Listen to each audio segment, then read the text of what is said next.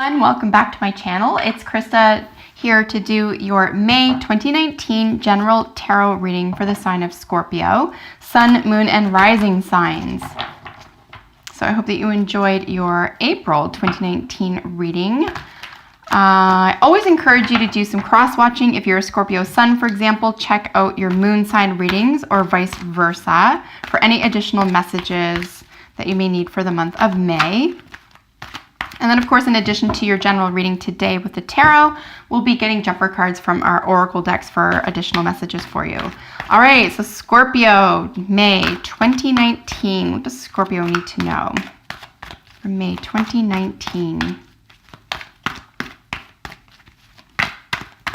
So just for Scorpio, May 2019. That just flipped over. So there could be a lot of healing energy that's available to you, or you're being called to do some healing. Could be an Aquarius or Aquarian energy, or even 11th house energy, which is friendships, groups, volunteerism, and of course, sudden changes. All right, and it's always curious to see if the jumpers from the tarot show up in your main spread. So we'll keep that in mind. It might show up.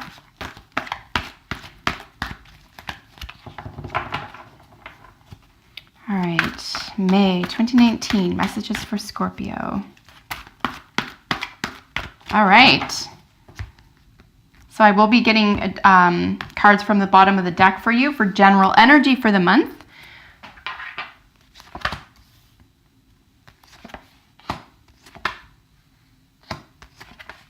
There it is. I'm always fascinated by that.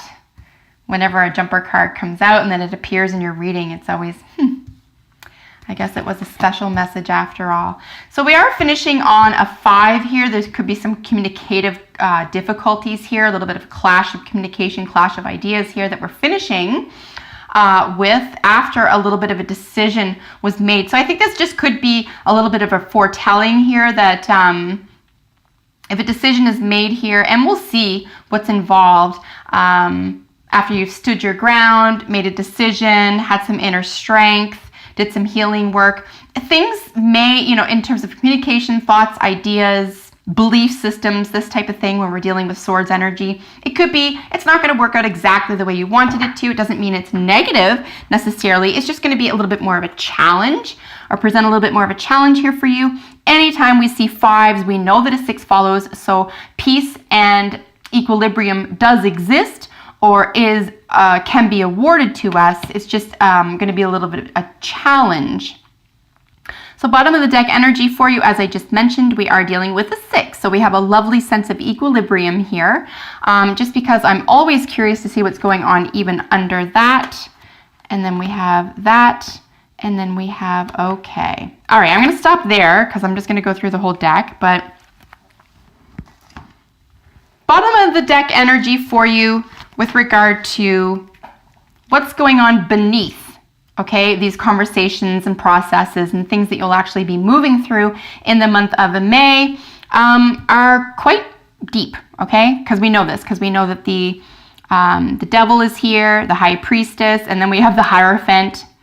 I actually believe this came out first. So we have a really nice equilibrium after going through something a little bit difficult here for you, Scorpio. These are all major arcana cards, very, very deep energetically, coming up underneath a little bit of a broken heart here, right? Something that we still feel bothered by, we're still upset by. We are dealing with some more swords energy here. It could be that's what this with communication has to do with, is some, it's an old wound, okay?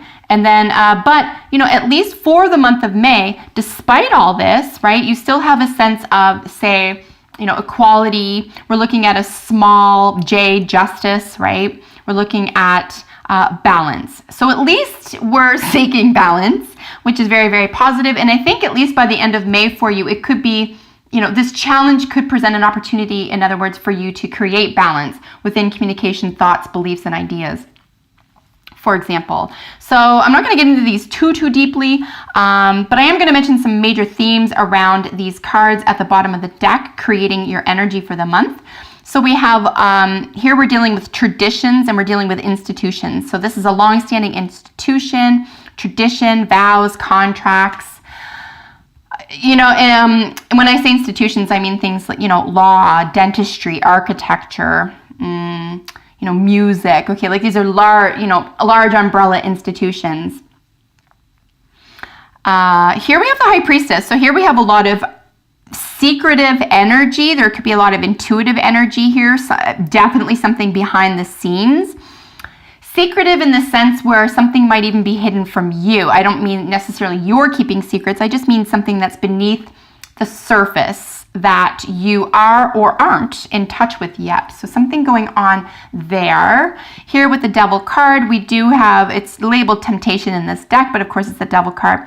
It's basically we're just looking at being pulled or tugged in a direction that you would rather not be, right? It's feeling compelled. There's a compelling quality behind the Devil card that is uncomfortable, right? And maybe this is what you can sense, something long-standing here, something that's beneath the surface, you're being tugged or pulled by something you would rather not.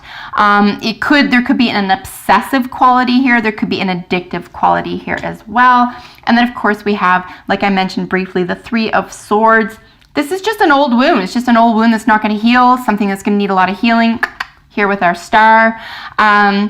I think it would really benefit you this month, for example, to take to task what is in your way, how you're in your way, what you've put in your way, or just what is in the way, maybe find some healing around that. It could be a thought process, right? It could be something that you're dealing with. It could be an old wound, something that hasn't healed, because I do think you are in process of creating equilibrium, right? That's what the whole month of May is going to be like. It's like coming to terms with some of these things here, these, big... When we're looking with Major Arcana, which was the first three cards, okay? Major Arcana, here's another one in your spread, two in your spread. I mean, this is basically, it's inescapable energy, right? It's just something that's just happening and it's just occurring and it is the way it is. And then these Minor Arcana here is how we're going to maneuver in those environments or in those situations. So you do have some wiggle room on how you deal with this and how you conduct yourself, but there's a lot going on behind the scenes as well. So keep that in mind. I mean, we only have so much control, especially when it comes to other people or situations. I mean, we can only control ourselves, right? So the Six of Pentacles is a really nice underlying energy to have here underneath all these cards, just because we're looking at a really nice sense of give and take, equilibrium, justice, that type of thing. And of course, we're dealing with Pentacles, which is a value system or things that are actually valuable to us. Let's get into what each of these cards means in its position. I am reading the Winds of Change spread for you this month. I'm really enjoying the 5-card spread. So in this first position is how the change is associated with your physical being or resources. So as we know, the Seven of Wands is a fairly defensive card. It comes from a place of good standing, however. So you can kind of notice this unicorn is on sort of a peak, kind of up on top of something. You can imagine, he feels pretty confident or competent at something here because he had to go from the bottom to the top, right? So, I mean, there's an element of security here. There's an element of self-reliance, okay, and trusting yourself, but it can get a little tiring once we're involved with these 7s, 8s, and 9s of Wands. We're dealing with a lot of there's definitely a warrior energy. There's a warrior spirit that's going on here, but it gets exhausting quickly, okay? So you may have the upper hand here, or you may feel confident in this position here, but remember, we're only at the 7, okay? 8, 9, and 10, those are heavy. That's a big load. So I think you still have a little way to go here. How the change is associated with your physical being or resources. I think this could be taking a lot out of you.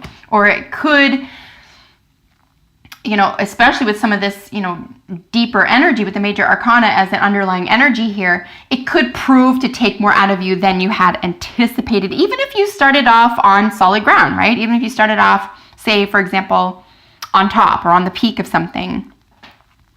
What challenges, opportunities, or problems it may bring. So a little decision What move are you going to make here? It's not like do or die. We're not dealing with the lovers here. That would be an extraordinary decision that will, make or break something. We're just dealing with something that, you have to decide for yourself in the mind. And when we're dealing with swords, we are always dealing with our thoughts, communication, beliefs, concepts, even internal dialogue, right? Like, what do you say to yourself? How do you talk to yourself? That type of thing. So this is a challenge and an opportunity, right?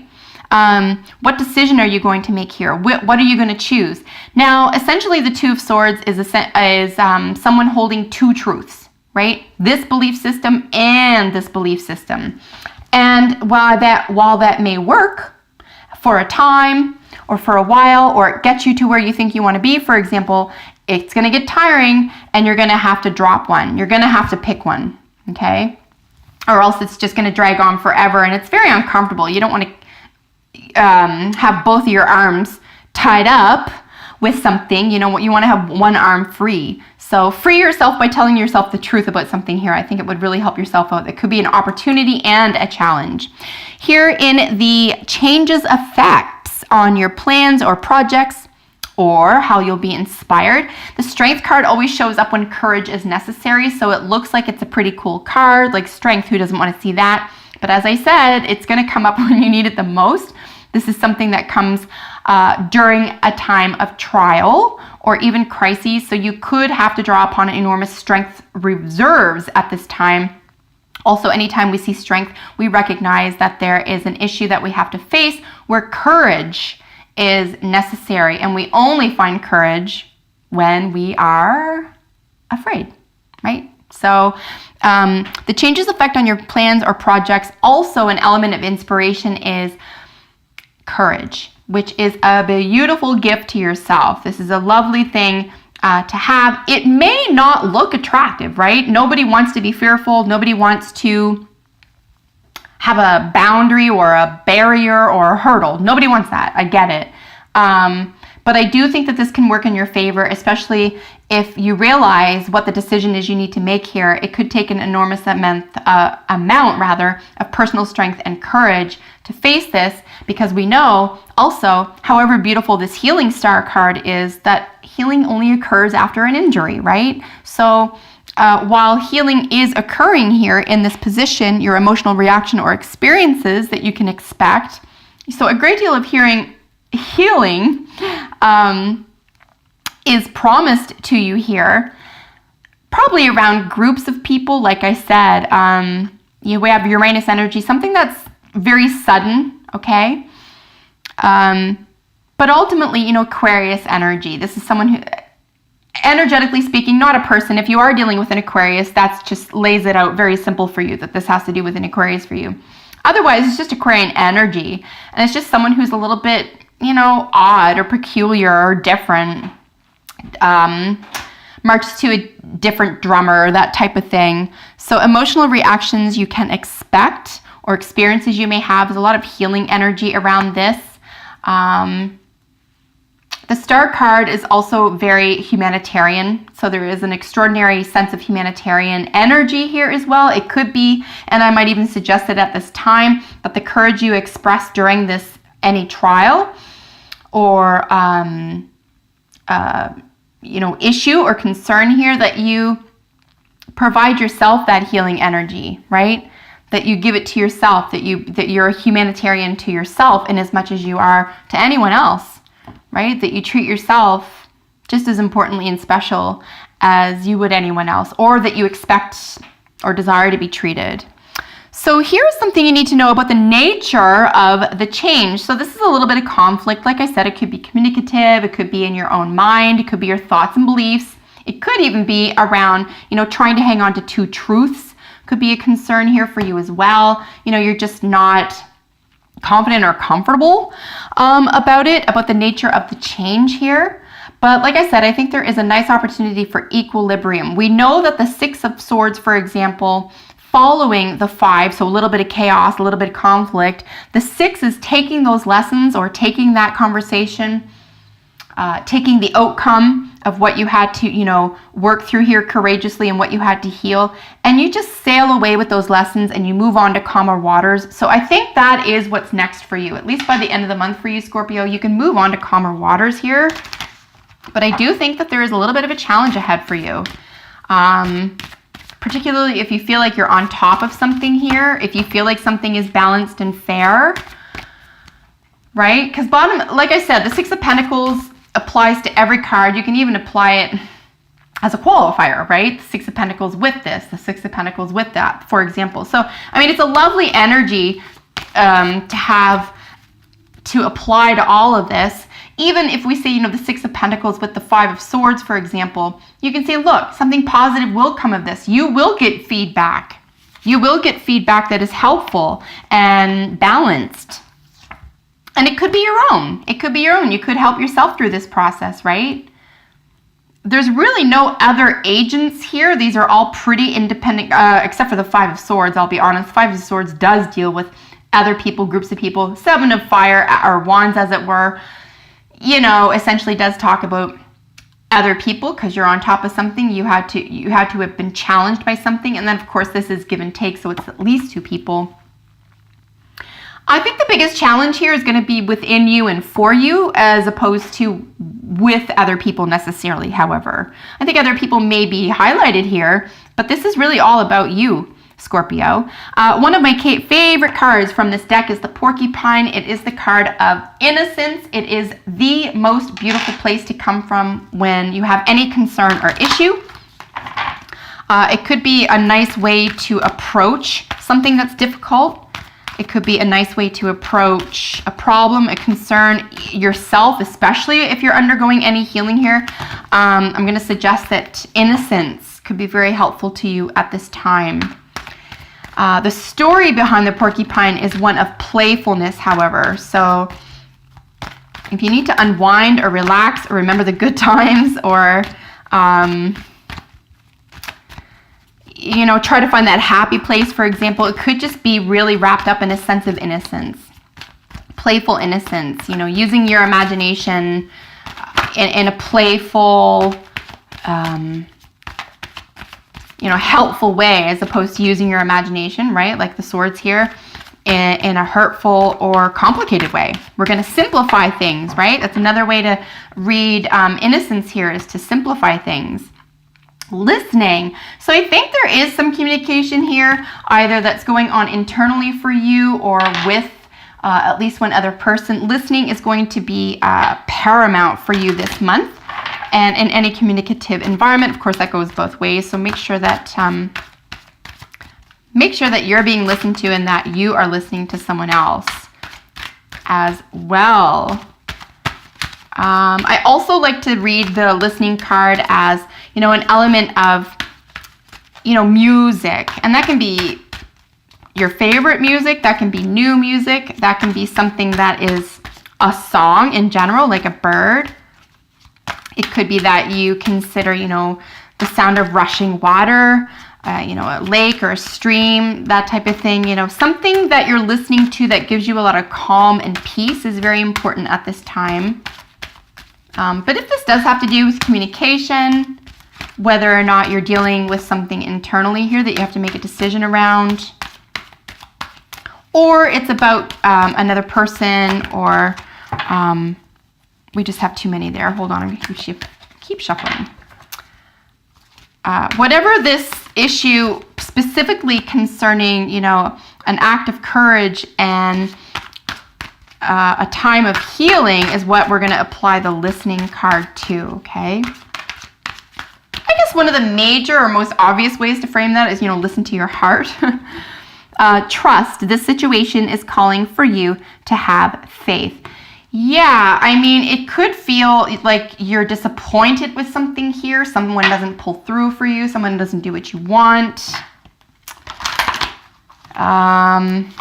It could be that you've let yourself down. You haven't followed through with what you had originally contracted yourself to do. But trust and faith is really important at this time. These guys just turned around, so I'll take them. And I think these are the last two. My word, these readings get long. I'm so sorry. Yeah, so have faith and trust in the situation and a positive outcome. We do have chaos and conflict here. I mean, if this isn't the Five of Swords in the first place, what is? It's just the way it is. But I mean, how do we learn and grow if we don't have these opportunities to come out of something? You can even say that this is your major challenge here. You know, like I said, in order to experience courage, we have to face fear. So this could be part and parcel of that. It's just a little bit of chaos and conflict. I think this is natural and normal to growth and personal development anyway. So it's just more of a challenging month for you in terms of getting to the bottom of something, coming to terms with something, learning how to let go of something. So, you know, don't necessarily treat this as something that's negative or, you know, harsh or unattainable. It's just something that's going to help you grow here, but it will be occurring in the month of May. And then, of course, soulmates. This is gorgeous to see. It always appears the soulmate card appears whenever I know that someone has at least one solid person on their side or in their corner. So you're really never alone here. If you feel alone, you can reach out to someone who may assist you at this time. Like I said, there could be peer groups here who could help with that. But essentially, because these are very independent, like I said, these cards here are independent. Even if you're dealing with at least one other person or a group of people or a relationship, you're going to want to do the work for yourself, by yourself, okay? Because this will help you generate what you need personally as a personal power. So most importantly, courage and healing in order for you to tackle whatever it is that conflict is about. And then soulmates, right? So you do feel like you're part of something. You do feel like someone has your back here. So never feel alone. Reach out for help if you need it. Innocence, playfulness, trust, faith, right? Listening. So try to be gentle with yourself at this time. If you're really struggling, for example, or you don't want to make a decision, or you think you're going to make the wrong one, it says here you can't, because, you know, each sword is yours. There's a truth involved. It's just, you know, what do you want to play with? What do you want to use at this time? And I think things will work out really lovely for you, at least by the end of the month, Scorpio. So I hope that was helpful, and I hope that you enjoyed it. Do check out your moon and rising sign videos for extra information. Until the next time, take excellent care. Bye for now.